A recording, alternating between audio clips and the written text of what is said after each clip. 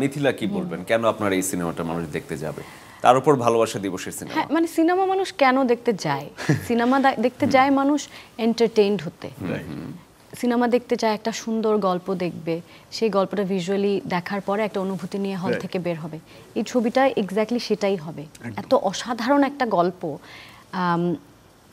সেইটা দর্শক প্রথমত অবশ্যই এন্টারটেইনড হওয়ার জন্য যায়, যে বললাম যে দর্শক যারা আসলে সিনেমা প্রেমী, যারা সিনেমা দেখতে চায় তারা অবশ্যই যাবে, তাদেরকে বারবার করে বলতে হবে না। এবং তারা আসলে সবার ছবিই দেখেন, হ্যাঁ, যারা সিনেমা প্রেমী মানুষ আছেন। এবং সেই সাথে এই যে নাইম যে কারণগুলো বলেছে, যে এত অসাধারণ অভিনেতা অভিনেত্রীরা, মানে এটা একটা পূর্ণাঙ্গ একটা কমার্শিয়াল ছবি, একটা অসাধারণ গল্প, সুন্দর গান, একটা পূর্ণাঙ্গ প্যাকেজ এই ছবিটা। সেই জন্যই আমার মনে হয় দর্শকের সকলের দেখতে যাওয়া উচিত। আর ওই যে দেশের গল্প, এটা দেশের গল্প, মাটির গল্প।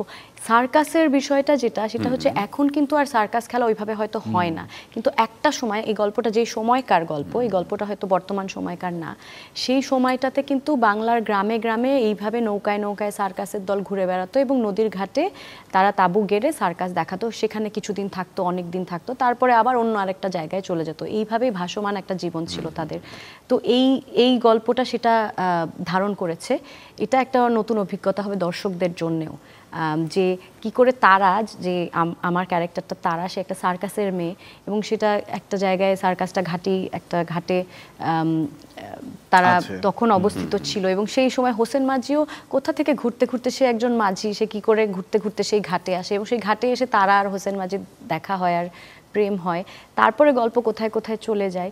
এবং এখানে গল্পের মধ্যেও অনেকগুলো টুইস্ট আছে। তারা কি করে এরকম সার্কাসে এলো, তারারও একটা ব্যাকগ্রাউন্ড স্টোরি আছে, এবং সেখানে বাবু ভাই আর মিঠু আপা, এই টুইস্টগুলো দেখার জন্য হয়তো দর্শক হলে যাবে।